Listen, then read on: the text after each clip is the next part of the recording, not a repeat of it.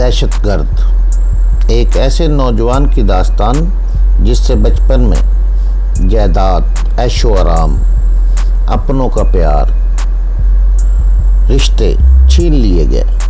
حالات کے چنگل میں پھنس کر وہ جرائم کی دنیا میں داخل ہوا۔ محب وطن ہوتے ہوئے ملک دشمن قرار دیا گیا۔ انڈیا گیا تو قدم قدم پر موت نے گھیرا، مگر اس نے انڈیا میں انڈیا کی بینڈ بجائے رکھی۔ داستان کی طرف جانے سے پہلے چینل کو سبسکرائب کریں، لائک اور شیئر کر کے اپنی محبت کا ثبوت دیں۔ ایک دل ہلا دینے والی داستان، دہشت گرد۔ دہشت، قسط نمبر 68 68۔ اس اجنبی ملک اور اجنبی شہر میں بھلا کون مجھے پناہ دے سکتا تھا؟ ضروری تو نہیں تھا کہ ہر آدمی اچھے میاں کی طرح سوچتا ہو۔ اب میں آبادی تک پہنچ چکا تھا۔ وہ الہ آباد کا کوئی نواحی گاؤں تھا۔ میری دائیں طرف چند کچے پکے گھر تھے اور بائیں طرف دور دور تک کھیتوں کا سلسلہ پھیلا ہوا تھا۔ میں نے رک کر چند لمحے غور کیا، پھر آبادی میں جانے کی بجائے کھیتوں کی طرف نکل گیا۔ سورج پوری طرح طلوع ہو چکا تھا، ہر طرف دھوپ پھیلی ہوئی تھی، مگر دھوپ میں وہ تمازت نہیں تھی جو سردی کو کم کر سکتی۔ کھیتوں سے ذرا ہٹ کر کچھ پھل درختوں کا ایک جھنڈ تھا۔ میں اسی طرف بڑھ گیا۔ درختوں کے جھنڈ میں کسی کسان نے ایک جھونپڑی بنا رکھی تھی جو باہر سے نظر نہیں آئی تھی۔ جھونپڑی کے باہر درخت کے نیچے ایک چارپائی پڑی تھی، مگر اس وقت وہ خالی تھی۔ جھونپڑی کا دروازہ بھی بھیڑا ہوا تھا۔ میں دبے پاؤں جھونپڑی کی طرف بڑھا۔ دروازے سے کان لگا کر اندر کی سنگن لینے کی کوشش کی، مگر وہاں بالکل سناٹا تھا۔ میں نے دروازے کو دھکیلا تو وہ کھل گیا۔ میں نے اندر جھانکا، وہاں کوئی بھی نہیں تھا۔ ایک طرف پیال اور خشک گھاس کا اونچا سا ڈھیر لگا تھا، دوسری طرف مٹی کا ایک حقہ، چھوٹی سی ایک انگیٹھی اور مٹی کے کچھ برتن پڑے تھے۔ باہر کی نسبت یہاں سردی بھی کم تھی۔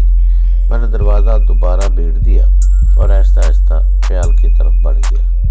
میں نے رات ہونے تک یہیں چھپنے کا فیصلہ کر لیا تھا۔ اس میں بھی خطرہ تھا، جھونپڑیوں کا مالک کسی بھی وقت آ سکتا تھا، مگر فوری طور پر مجھے کوئی اور صورت بھی دکھائی نہیں دے رہی تھی۔ اللہ کا نام لے کر پیال کے اس ڈھیر میں گھس گیا۔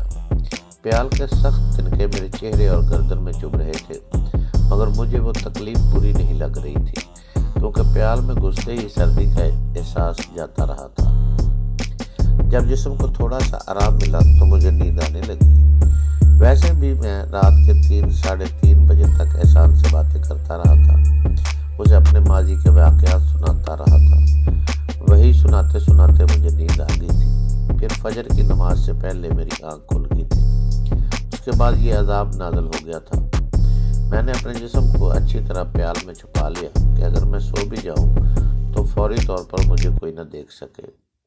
پھر نہ جانے کب مجھے نیند آ گئی اور میں ارد گرد سے بے خبر ہو گیا۔ میری آنکھ کھلی تو کسی کے بلند آواز میں گانے کی آواز آئی، شاید جو مالک واپس آ گیا تھا۔ مجھے یہ بھی اندازہ نہیں تھا کہ میں کتنی دیر تک سوتا رہا ہوں۔ پیال میں چھپے ہونے کی وجہ سے مجھے کچھ نظر نہیں آ رہا تھا، باہر دن ہے یا رات ہو چکی ہے۔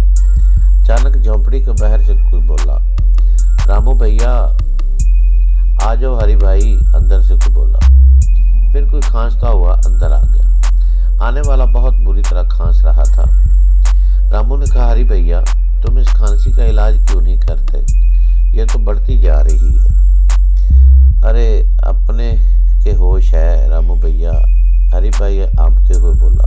پھر اچانک اس کا لہجہ دکھی ہو گیا۔ مجھ سے غریب آدمی کو بھگوان بیٹی کیوں دیتا ہے، اور بیٹی دیتا ہے تو اسے سندر کیوں دیتا ہے؟ کیسی باتیں کر رہے ہو ہری بھائی؟ ٹھیک ٹھاک تو ہے نا ہماری بیٹی؟ اس کا تو رونا ہے رامو بھیا، ہری نے گلوگیر لہجے میں کہا۔ کل شام اسے چھوٹے ٹھاکر نے دیکھ لیا۔ صبح ہوتے ہی ان کا آدمی مجھے بلانے آ گیا۔ میں گیا تو چھوٹے ٹھاکر نے کہا کہ پشپا کو کام کرنے کے لیے حویلی بھیج دیا کرو۔ میں نے کہا میں سرکاری کہ سرکار میری گھر والی تو پہلے ہی بیمار ہے، میری بیٹی حویلی میں کام کرتی ہے، پشپا تو بھی بہت چھوٹی ہے۔ پھر کیا وہ بولا؟ رامو ایک دم سنجیدہ ہو گیا، کہنے لگا وہ تجھے چھوٹی نظر آتی ہے بوڑھے، سیدھی طرح اسے حویلی بھیج دینا، ورنہ تو مجھے اچھی طرح جانتا ہے، بڑے ٹھاکر کے دیہات کے بعد تو چھوٹے ٹھاکر نے پر پرزے نکالے ہیں کہ بڑی مالکن تک کو جھڑک دیتا ہے، غریب کی بہو بیٹی کی تو کوئی عزت ہی نہیں۔ رامو نے نفرت بھرے لہجے میں کہا، پر اب کیا کروں؟ کیا اپنی بولی بالی پھول سی بچی کو اس پاپی کے حوالے کر دوں؟ ہری سسکنے لگا۔ نہیں ہری بھیا نہیں، رامو نے جلدی سے کہا، مرد ہو کر روتے ہو، پھر کیا کروں رامو بھیا، مجھے بتاؤ میں کیا کروں؟ میرے پاس میں ہوتا تو اس ہتھیارے چھوٹے ٹھاکر کا خون کر دیتا، مگر خون تو میں اب بھی کر سکتا ہوں۔ ہری کی آواز میں عجیب سی وحشت تھی۔ میں پشپا کا خون کر دوں گا، روز روز مرنے سے اچھا ہے وہ ایک بار ہی مر جائے۔ کیا بک رہے ہو ہری بھیا، تم اپنے ہاتھوں سے اپنی بٹیا کا خون کرو گے؟ ہو سکتا ہے چھوٹے ٹھاکر کو کسی کام کرنے والی کی ضرورت ہو۔ نہیں رامو بھیا، مجھے بہلاؤ مت۔ اس سے پہلے چھوٹے ٹھاکر نے بسنتی کے ساتھ کیا کیا، کیا تم نہیں جانتے؟ رادھا اور نرملا کے ساتھ جو کچھ ہوا اسے بھی پورا گاؤں جانتا ہے۔ نہیں رامو بھیا، میں یہ نہیں ہونے دوں گا، میں پشپا کو اپنے ہاتھوں سے مار دوں گا۔ ہری بلک بلک کر رونے لگا، میرا دل جیسے کوئی مٹھی میں لے کر مسلنے لگا۔ میں نے سوچا کیا دنیا بھر میں یہی کچھ ہوتا ہے؟ میرے اپنے ملک میں بھی غریبوں پر یہی ظلم ہو رہا تھا، یہاں بھی چہرے بدلے تھے، مذہب بدلا تھا، مگر وہی سب کچھ ہو رہا تھا۔ ہری نے جس انداز میں بیٹی کو قتل کرنے کی بات کی تھی، اس سے مجھے یقین تھا کہ وہ واقعی اسے مار دے گا، وہ اس کے علاوہ اور کر بھی کیا سکتا تھا۔ اچانک میری ناک میں پیال کا کوئی تنکا گھس گیا، میری ناک میں بری طرح سرسراہٹ ہوئی اور میرے لاکھ ضبط کرنے کے باوجود مجھے زوردار قسم کی چھینک آ گئی۔ وہ دونوں بولتے بولتے ایک دم خاموش ہو گئے۔ پھر رامو ڈپٹ کر بولا، کون ہے؟ باہر آؤ۔ اس نے چند لمحے توقف کیا، پھر چیخ کر بولا، باہر آؤ ورنہ ڈنڈے سے تمہاری ہڈیاں توڑ دوں گا۔ پھر وہ ہری سے بولا، ہری بھیا تم ذرا دوسرے گاؤں والوں کو بلا لاؤ۔ گاؤں والے آ جاتے تو صورتحال مزید سنگین ہو جاتی۔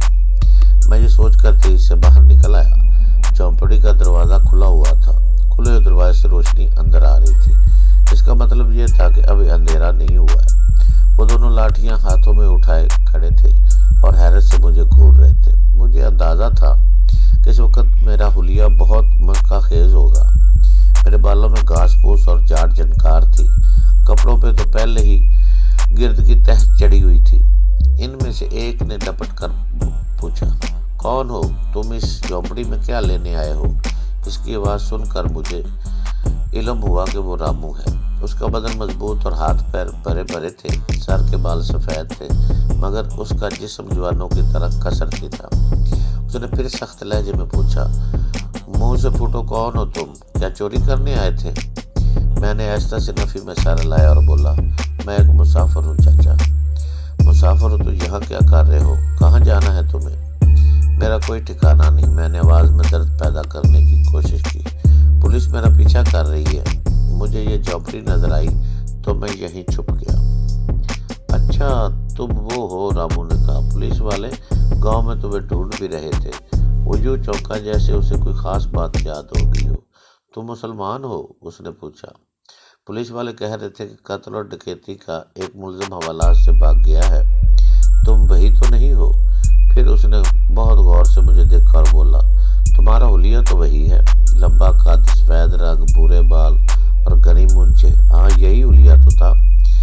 نانک رام کے بیٹے نے تو ہنس کر پولیس والوں سے کہا تھا کہ وہ ڈاکو انگریز ہے کیا؟ میں ڈاکو ہوں نہ قاتل، مجھ پر جھوٹا الزام لگایا ہے پولیس نے، میں نے مدھم لہجے میں کہا۔ پھر خوشامدانہ انداز میں بولا، مجھے 2-4 دن کے لیے یہیں چھپا رہنے دو، میں تمہیں کوئی نقصان نہیں پہنچاؤں گا۔ رامو نے سوالیہ انداز میں ہری کو دیکھا، جیسے آنکھوں میں پوچھ رہا ہو کہ کیا خیال ہے۔ مان لوں اس کی بات؟ ہری نے اس بات میں سر ہلا دیا۔ ٹھیک ہے بھیا، تم یہیں چھپے رہو، مگر ایک بات سمجھ لو، اگر پولیس کو معلوم ہو گیا کہ تم یہاں میں کوئی رعایت نہیں کروں گا اور تمہیں خود پولیس کے حوالے کر دوں گا، ورنہ میرا جینا وہ حرام کر دے گا۔ ٹھیک ہے چاچا، میں نے ہنس کر کہا۔ پولیس جہاں پہنچ بھی گئی تو میں خود کہہ دوں گا کہ میں زبردستی یہاں چھپا تھا، اس میں ان کا کوئی دوش نہیں۔ تو تم صبح سے بھوکے بھی ہوگے، رامو نے کہا، میں تمہارے لیے کچھ کھانے کو لاتا ہوں۔ مجھے خود بھی اچانک احساس ہوا کہ میں بھوکا ہوں، مجھے پیاس بھی محسوس ہو رہی تھی، اس لیے میں خاموش رہا۔ رامو جاتے جاتے چونک کر رک گیا، پھر پرخیال انداز میں بولا، مگر تم تو مسلمان ہو، تم نے اپنے دھرم کے بھرشٹ ہونے کا خطرہ ہے تو مجھے مٹی کے برتن میں پانی لا دو، میں اسے پی کر پھینک دوں گا۔ میں نے کہا، یہ بات نہیں ہے بھیا، رامو نے کہا، مجھے تو تیرے دھرم کا خیال ہے، میرا دھرم بھرشٹ نہیں ہوگا۔ میں نے ہنس کر کہا اور وہ جانے لگا تو بولا، چاچا کسی کو میرے بارے میں